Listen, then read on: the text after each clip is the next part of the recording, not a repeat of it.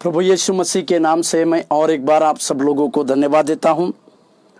किसी व्यत्यय के चलते हम अपने निर्धारित समय से आगे की ओर चल रहे हैं। परमेश्वर दया और अनुग्रह दिखाने वाला परमेश्वर है। वो अपनी दया के निमित्त हमारे जीवनों में बड़े से कार्य करना अच्छी से जानता है और हमारे लिए जो बातें असंभव लगती है उन सारी असंभव बातों को संभव करने की शक्ति और सामर्थ्य जिस परमेश्वर में पाई जाती है वो परमेश्वर प्रभु यीशु मसीह है। इजरायली लोगों को परमेश्वर, जब इजरायली लोग मिस्र से निकलकर मिस्र से फिरौन राजा के चंगुल से छूट गए, तब वो एक रेगिस्तानी सफर से जा रहे थे और जंगल के सफर में जाते समय उनके लिए कई एक आवश्यकता की चीजें थी। जैसे उनके लिए पानी की आवश्यकता थी या खाने की आवश्यकता थी या कपड़ों की आवश्यकता थी, परंतु परमेश्वर ने उनके लिए देखभाल किया, क्योंकि परमेश्वर अपने लोगों की ख्याल करना जानता है, अपने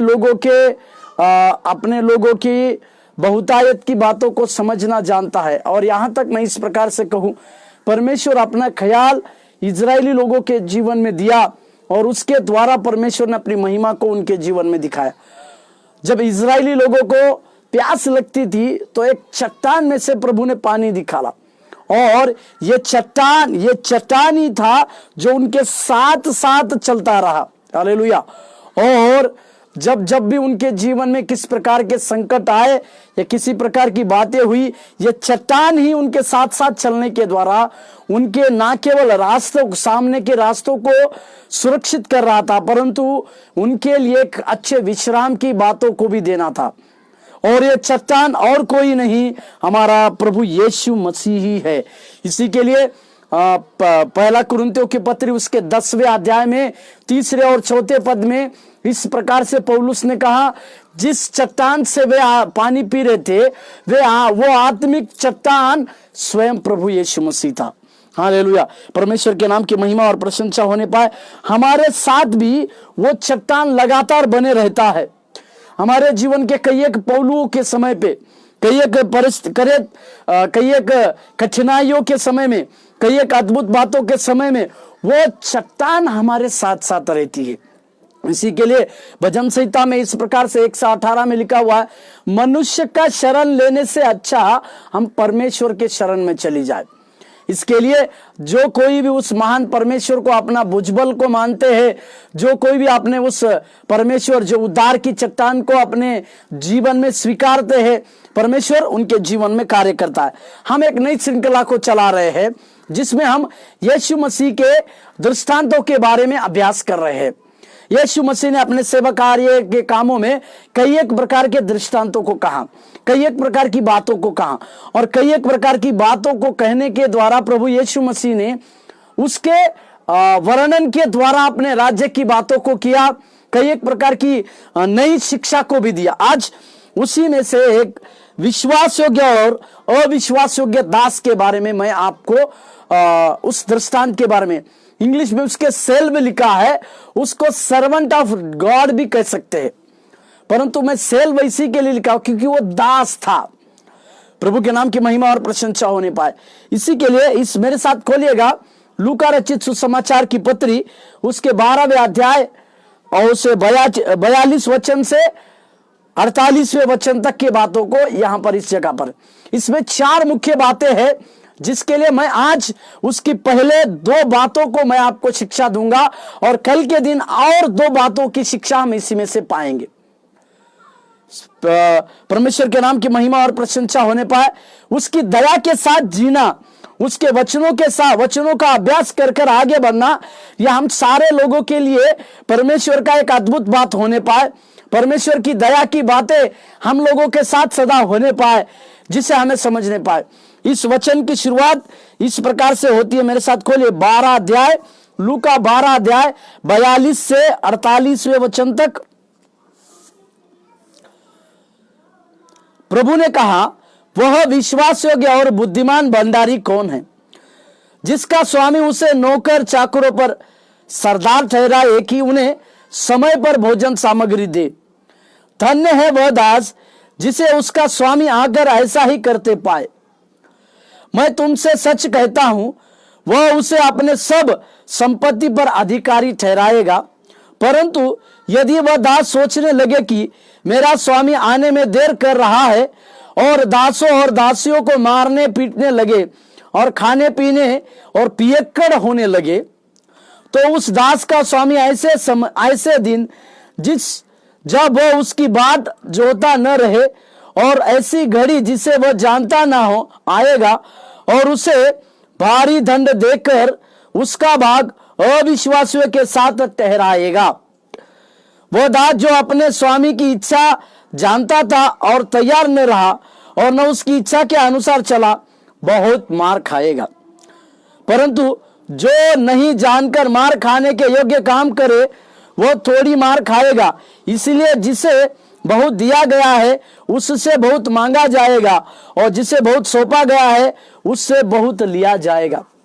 यह एक विश्वास योग्य और अविश्वास दास की कहानी को हम देख रहे हैं। एक विश्वास योग्य दास और अविश्वास दास की इस दृष्टांत के ऊपर प्रभु यीशु मसीह ने प्रकाश डाला, और इसमें परमेश्वर ने 4 मुख्य बातों को बताए, और इसमें इस दृष्टांत का प्रयोग यीशु मसीह अपनी अनुपस्थिति और वापसी की प्रतिज्ञा के प्रकाश में जीवन जीने के 2 संभावित मार्गों के लिए किए, जो शिष्यों के लिए खुला है। मतलब अपने अनुपस्थिति में, प्रभु यीशु मसीह की अनुपस्थिति में वो जब वापस आएगा, तब उसके वापस आने के लिए हम किस 2 प्रकार के जीवन जीने वाले लोगों के बारे में इस प्रकार का दृष्टांत कहते हैं। हम सब लोग इस बातों को जानते हैं, प्रभु यीशु मसीह एक दिन वापस जरूर आएंगे और वो हमें ले जाएंगे, और न्याय की बातें होंगी। इस बातों को हम समझते हैं, अच्छे से जानते हैं। परंतु आज प्रभु यीशु मसीह जब नहीं है, तो हमें उनकी वापसी की अपेक्षा करनी है, उनके आने की घोषणा की बातों को करना है, और साथ ही साथ उनके आने के लिए हमें तैयार भी रहना है। जिस तैयारी की बातों को हमने पिछले दिनों में देखा, तैयारी की बातें मतलब जागते रहने की बातें, जिसे आत्मा में जागते रहने की बातें हैं। यहां पर 2 व्यक्ति को या 2 दासों को देख रहे हैं, जो परमेश्वर की गैर हाजिरी में उसके लिए राह देख रहे हैं, और एक परमेश्वर की अनुपस्थिति में, अपने मालिक के अनुपस्थिति में वो दास विश्वास योग्य रहकर काम कर रहा है। एक व्यक्ति वैसा है, और दूसरा ये जिसको विश्वास योग्य समझा गया है, उसको उस दास, उसके मालिक ने बहुतायत का दिया है, उसको बहुतायत की बातें दी है, उसके लिए कई एक प्रकार का अधिकार को दिया है, नौकर चाकर के ऊपर अधिकार दिया है, उसके घर की सारी संपत्ति के ऊपर अधिकार दिया है, और बस उसका काम उसके दासी लोगों जो उसके नीचे रखे गए हैं नौकर चाकरों पर, उसको सरदार के रूप में ठहराया है। इस सरदार का काम केवल इतना है कि उसके नीचे के नौकर चाकर को वो जरूरतमंद खाना देना है, कुछ बातों का प्रबंध करना है, और संपत्ति, और उस प्रकार से उसको संपत्ति पर भी अधिकार ठहराया गया है। मतलब उसके मालिक का इतना विश्वास एक दास के ऊपर रहा, जो अपनी संपत्ति उसके हाथों में दिया, अपने नौकर चाकर उनके हाथों में दिया, अपने सारी बातें उसके हाथों में दिया। तो अब और दूसरा व्यक्ति इस प्रकार से घमंड में आकर यह सोच रहा है कि मेरे मालिक को आने में देर है, मेरा मालिक देर से आएगा, और इसी के चलते वो कई एक प्रकार के उसी दासों के ऊपर मारने पीटने का काम करे, या जिस संपत्ति के ऊपर उसे अधिकारी नियुक्त किया गया है, वो अपने मालिक की संपत्ति को वो पियक्कड़ बनकर उड़ाए। इस प्रकार के 2 अलग अलग सिद्धांत वाले व्यक्तियों के बारे में प्रभु यीशु मसीह ने इस प्रकार का दृष्टांत कहा। और ये सिद्धांत जो है हम आज के शिष्यों के लिए खुला है। मेरे प्रियो, इस बातों को हम समझ नहीं पाए। आज ये दृष्टांत हम आज के शिष्यों के लिए खुला है। इसका मतलब आज हम प्रभु यीशु मसीह को मानते हैं, प्रभु यीशु मसीह की अनुकरण करते हैं, और जब प्रभु यीशु मसीह का अनुकरण करते हैं तो हमारे जीवन में इस बात को हमें समझने की आवश्यकता है कि एक दिन हमारा मालिक प्रभु यीशु मसीह हमारे पास से लेखा लेने के लिए आएगा। जिस वरदानों को प्रभु यीशु मसीह ने दिया, जिस बुलाहट को प्रभु यीशु मसीह ने दिया, उन सारी बुलाहटों को, उन सारे वरदानों को हमने किस प्रकार की सेवा में लगाया, इस बातों को जानने के लिए हमारा मालिक यानी स्वर्गीय परमेश्वर प्रभु यीशु मसीह एक दिन आने वाला। कि हम उसके लिए जब हम उस महान परमेश्वर के लिए एक विश्वास योग्य दास बनकर उसकी बातों को स्वीकार करते हैं, उसकी बातों को मानते हैं, तो परमेश्वर हमें इस प्रकार से शाबाशी देगा, हे धन्य है मेरे सच्चे और विश्वास योग्य दास। दूसरी प्रकार से जो विश्वासी लोग यीशु मसीह के आने के आगमन की बातों को जानते हुए भी तैयार नहीं रहते, जानते हुए भी उनके काम अविश्वास के जैसे है, ऐसे सारे अविश्वासी शिष्य लोगों के लिए प्रभु का दंड या परमेश्वर की बातों से निंदा को सहना उनको पड़ेगा। इसके जैसे मैंने कहा 4 पहलू है इसी बातों में से, उसके 2 पहलू को आज हम देखेंगे और 2 पहलू को कल बातों को देखें। उसमें से सबसे पहला बात या पहला पहलू यह है, वे विश्वास योग्य और आज्ञाकारी, सर्वदा सतर्क और प्रभु के किसी भी समय आगमन के लिए आत्मिक रूप से तैयार रहे। किसी भी समय मतलब मैं फिर से कहूं, जो विश्वास योग्य है, जो आज्ञाकारी है, वे सर्वदा सतर्क रहना है प्रभु के आगमन के लिए, और आत्मिक रूप से हमें तैयार होना।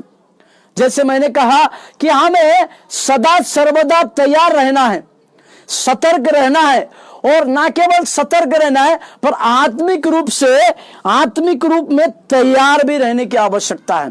प्रभु के पवित्र नाम की महिमा और प्रशंसा हमारे साथ होने पर हमें आवश्यक है कि हमें आत्मिक रीति से तैयार होने की जरूरी है। मेरे प्रियो, पवित्र आत्मा की जिस प्रकार से अभिषेक पवित्र आत्मा ने हमें किया है, या परमेश्वर ने जिस प्रकार से बुलाहट हमें दिया है, उस बुलाहट के अनुसार हमें चलने की आवश्यकता है। और एक बात को कहूं कि उसके बुलाहट के अनुसार हमारे जीवन को जीने की आवश्यकता भी है, जिसे हमें समझने की जरूरी है, जिसे हमें जानने की जरूरी है। और इस बातों के द्वारा परमेश्वर हमारे जीवन में एक बहुतायत से कार्य करना जानता है। एक बहुतायत की बातें परमेश्वर के द्वारा हमारे जीवन में होती है। एक वचन को पढ़िएगा, हमें आत्मिक रीति से तैयार होना है और सतर्क रहना है प्रभु के आगमन के लिए। 35वें वाक्य को उसी में पढ़िए, 12 का 35वां वाक्य, लूका 12:35, तुम्हारी कमरे बंदी रहे और तुम्हारे दिए चलते रहे। इस दृष्टांत को पिछले दिनों में हमने देखा, परंतु जो कमरे बंदी रहना और दिए जले रहना, इसका अर्थ क्या है? हमें निश्चितता होनी चाहिए कि हमारा मालिक, हमारा स्वामी एक दिन जरूर आएगा, और पवित्र आत्मा का जिसके लिए हमें अभिषेक किया गया है, उस अभिषेक के प्रति हमें विश्वास योग्य रहने की आवश्यकता है। हमारे उस अभिषेक का तेल तो परमेश्वर के लिए ताजगी भरा रहना है। इसी के लिए हम परमेश्वर की दया की बातों को परमेश्वर के लिए कार्य करने की आवश्यकता भी है। और एक वचन मेरे साथ पढ़ेगा, मरकुस 13 का 35वें वाक्य, मरकुस रचित सुसमाचार 13वें अध्याय के 35वें वाक्य, इसीलिए जागते रहो क्योंकि तुम नहीं जानते कि घर का स्वामी कब आएगा, सांझ को या रात को या मुर्ग के बाग देने के समय या भोर को। या यीशु मसीह अपने शिष्यों को और एक बात को कहते हैं, जागते रहने की आवश्यकता है, आत्मा में जागते रहने की आवश्यकता है, क्योंकि हम कोई भी नहीं जानते कि हमारा स्वामी कब आएगा, भोर को आएगा या रात को आएगा या मुर्ग बाग देने से पहले। इन सारी बातों में से एक बात को हम सीखते हैं कि हमारा स्वामी जब भी आएगा हमें जागते हुए पाने की आवश्यकता है। आत्मिक रीति से हमें जागने की आवश्यकता है। आत्मा में सदैव जागते रहने के कार्य हमारे जीवन में होने की जरूरी है। और परमेश्वर ने हमें इसी बहुतायत के कार्य करने के लिए बुलाया भी है, जिसे हमें सफाई से समझने की आवश्यकता है और परमेश्वर की दया के साथ इस बातों को जीने की आवश्यकता है, जिसे हम परमेश्वर के नाम के लिए और परमेश्वर के कार्यों के लिए समझते हैं। और एक वचन पढ़िए, यूहन्ना 14:3 में प्रभु यीशु मसीह ने अपने लिए घर तैयार करने वाली बातों को कहा। यूहन्ना 14:3, और यदि मैं जाकर तुम्हारे लिए जगह तैयार करूं तो फिर आकर तुम्हें अपने यहां ले जाऊंगा कि जहां मैं रहूं वहां तुम भी रहो। हालेलुया।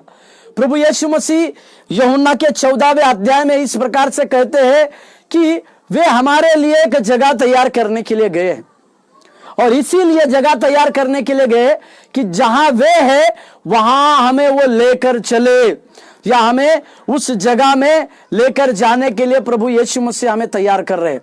परमेश्वर के नाम की महिमा और प्रशंसा होने पाए। इसका मतलब हर एक विश्वासी, हर एक विश्वासियों के दास और हर एक आज्ञाकारी व्यक्ति को सतर्क रहना चाहिए प्रभु के आगमन के लिए, और आत्मिक रीति से भी हमें तैयार होने की आवश्यकता है।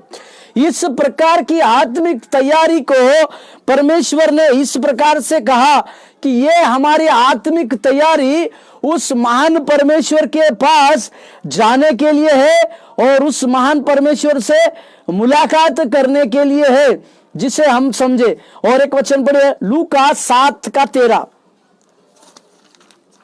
लूका 7वें अध्याय 13वें पद।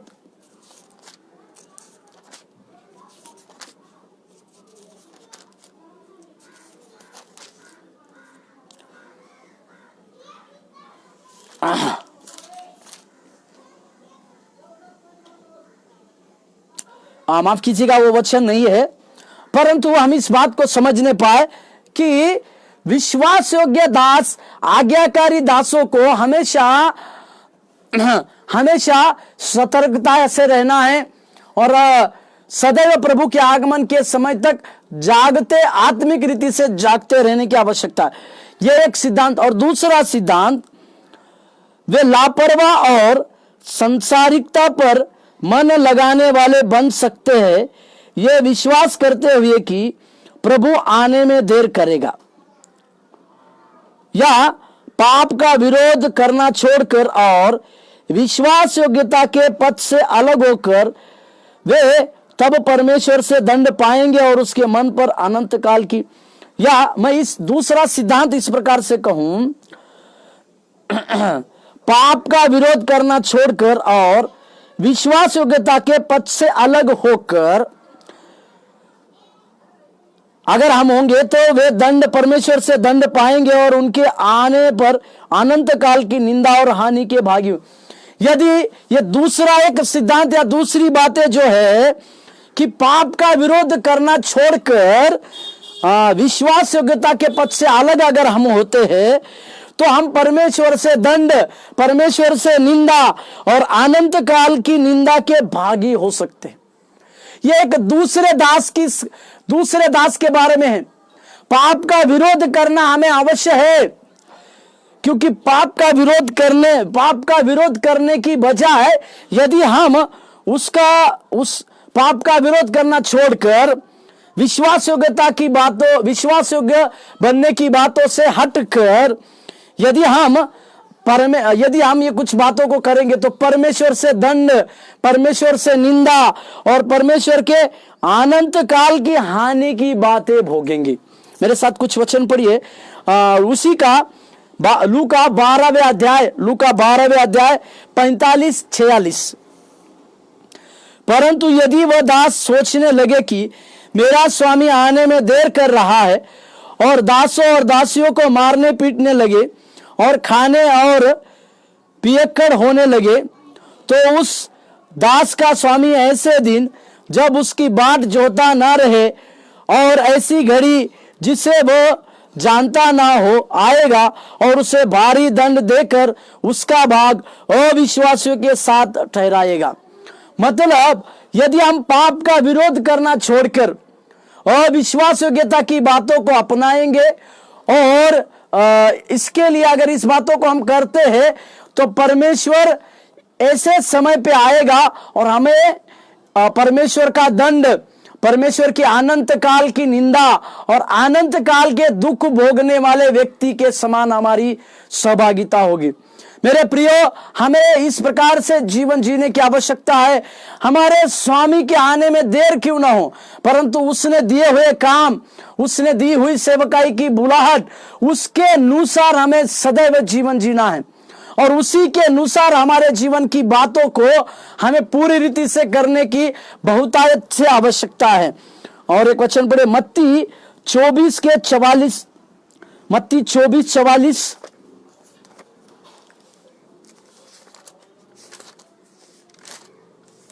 मत्ती 24:44।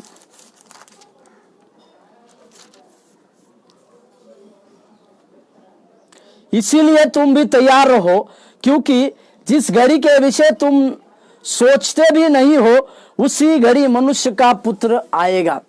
हम उस घड़ी के बारे में नहीं सोच रहे हैं, ना हम उसके बारे में जानते हैं, परंतु हमें उस घड़ी के बारे में सोचना नहीं है, परंतु हमें तैयार रहना है। विश्वास योग्यता की बातों को संभाले रखना है, हमारे आत्मिक जागृति की बातों में हमें संभाले रहना है और इसके द्वारा ही परमेश्वर हमारे जीवन में बहुतायत से कार्य कर सकता है। और यूहन्ना 5वें अध्याय के 24वें पद को भी पढ़िए, 5:24। मैं तुमसे सच सच कहता हूं, जो मेरा वचन सुनकर मेरे भेजने वाले पर विश्वास करता है, अनंत जीवन उसका है और उस पर दंड की आज्ञा नहीं होती, परंतु वह मृत्यु से पार होकर जीवन में प्रवेश कर चुका। यहां पर यीशु मसीह अपने वचन को मानने वाले के बारे में कहते, प्रभु का वचन मानने वाले मतलब जो प्रभु के ऊपर संपूर्ण रीति से विश्वास करते हैं, जो परमेश्वर के वचन को अद्भुत रीति से स्वीकार करते हैं या परमेश्वर की बातें एक विश्वास योग्य दास समझकर मानते हैं। ऐसे लोगों के लिए परमेश्वर एक अनंत जीवन की बातें देते हैं। परंतु उसके विपरीत जो परमेश्वर के वचन को स्वीकारेंगे नहीं, उनके लिए अनंत दंड की बातें लिखी गई है। और एक वचन मेरे साथ पढ़िएगा, यूहन्ना 15:6। यदि कोई मुझ में बना रहे तो वह डाली के समान, यदि कोई मुझ में बना न रहे तो वह डाली के समान फेंक दिया जाता और सूख जाता और लोग उन्हें बटोर कर आग में झोंक देते हैं और वे जल जाती है। मतलब मसीह से अलग होकर हम अगर अपने जीवन की बातों को करना चाहते हैं तो हमारे लिए अनंत काल का दंड, अनंत काल की निंदा और परमेश्वर का न्याय हमारे लिए रखा गया है और परमेश्वर हमें अविश्वास योग्य कहेंगे और एक पाप के भागी भी हमें कहेंगे। इसलिए हमारे जीवन में इस बातों को, इन दो सिद्धांतों में से इस दो और सिद्धांत हम कल देखेंगे, परंतु सबसे पहला सिद्धांत हमने ये सीखा कि एक विश्वास योग्य दास, एक आज्ञाकारी दास मानकर प्रभु के आगमन की बाट जोना है और आत्मिक रीति से तैयार भी होना है। और दूसरा, पाप का विरोध करना छोड़कर अविश्वास योग्यता की बातें अगर हम करते हैं तो परमेश्वर से अनंत काल की निंदा, अनंत काल का दंड और अनंत काल के दुख के भागीदारी हम होंगे। परमेश्वर हमें इन सारी बातों से अलग करने पाए और उसकी महिमा की बातें में हमारे जीवन में पूरी होने पाए। आइए हम प्रार्थना करें। कल और दो सिद्धांतों के बारे में मैं आपको इसी में से कहें। स्वर्गीय प्रभु, हम धन्यवाद देते हैं, विश्वास योग्य दास बनकर प्रभु आपकी सेवा करने के लिए आपने हमें चुना। हे दयानिधि, हम प्रार्थना करते हैं तेरी दया हमारे ऊपर बरसने पाए, तेरे अनुग्रह की बातें हमारे जीवन में होने पाए और तेरे अनुग्रह के द्वारा हम सच्चे विश्वास योग्य और आज्ञाकारी दास बनने हैं। तो हम प्रार्थना करते प्रभु, ना केवल आपकी ओर से सच्चे विश्वास योग्य दास कहकर हम उस इनाम को पाए, परंतु हे मेरे विश्वास योग्य दास कहकर इस प्रकार का इनाम पाने पाए। तेरी दया हमें मिलने पाए प्रभु, तेरे अनुग्रह हमें दे और तेरे अनुग्रह के द्वारा हमारे जीवन में कार्य करने पाए सहायता कर। यीशु मसीह के नाम से मांगते हैं, आमीन आमीन। प्रभु आपको आशीष देने पाए। धन्यवाद।